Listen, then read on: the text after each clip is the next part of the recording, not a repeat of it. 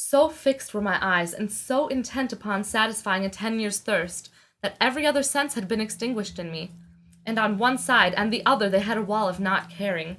Thus the holy smile drew them to itself with the old net.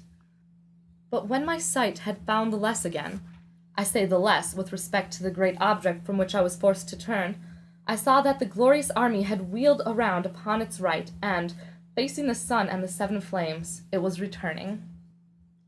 Then the ladies stepped to the wheels again, and the griffin moved the blessed burden without disturbing any of its feathers. The beautiful lady who had brought me through the crossing, and Statius and I, followed the wheel that went around with the smaller arc of the two.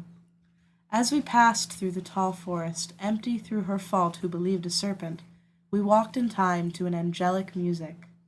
About 3 flights that an arrow would fly, loosed from the string, was the distance we had traveled when Beatrice stepped down. I heard all of them murmur, "Adam." Then they went around the tree that had been stripped of its flowers and leaves on every limb. Its branches, which spread farther out the higher they rose, would have been marveled at in the forests of India for their height.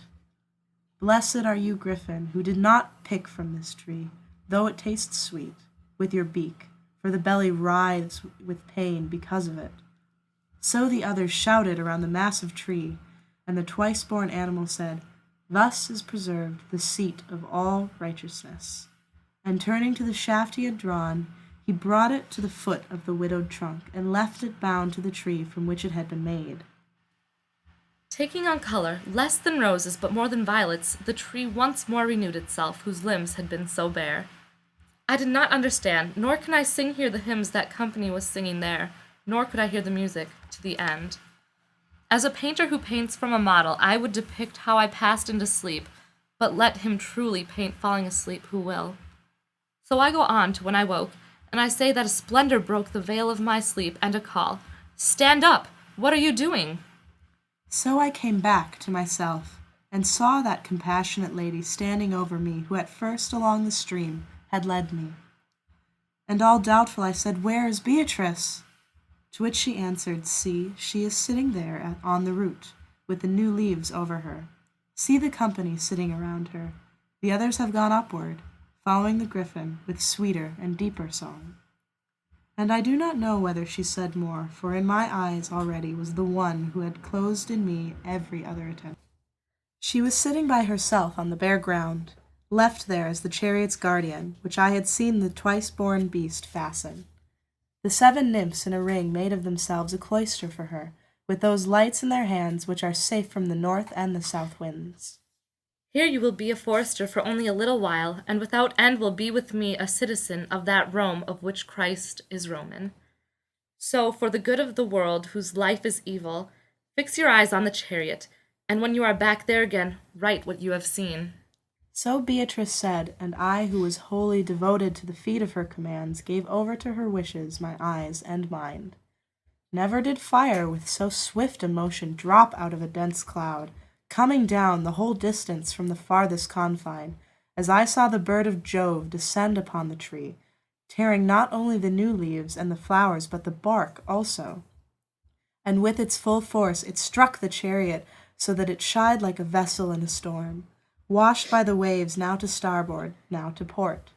Then I saw, leaping into the cradle of the triumphal chariot, a fox, that seemed for long not to have eaten, or well. But my lady, reproving its ugly offences, drove it away again, fleeing as well as its emaciated bones could manage. Then, out of the same place it came from first, I saw the eagle plunge into the chariot's body, and leave it feathered with its own feathers. And such a voice as comes from a grieving heart came from heaven, saying, "Oh, my little boat, that has been given such an evil load." Then it appeared to me that the earth opened between the 2 wheels, and I saw a dragon come out and drive its tail up through the car. And in the way a wasp withdraws its sting, so it pulled out its malicious tail, taking part of the underside, and went away happy. What was left was covered by the feathers, as living soil is covered by the wild grass, perhaps offered out of the good will and kindness. First one wheel and then the other, and the shaft were covered over in less time than a sigh will keep the lips open. Thus transformed, out of the holy structure, heads grew from different parts of itself, 3 over the shaft and 1 from each corner. The first three had horns on them like oxen, but the fourth had, on each forehead, only one horn. A monster such as that had never been seen.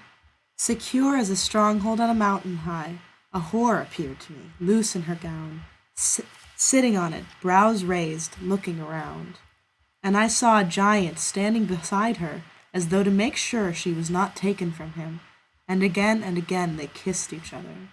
But because she turned upon me her lustful, roving eye, that ferocious lover beat her from her head to the soles of her feet. Then, full of suspicion and rough rage, he untied the monster and through the forest dragged it until the place itself had hidden the whore and the strange, wild creature from me.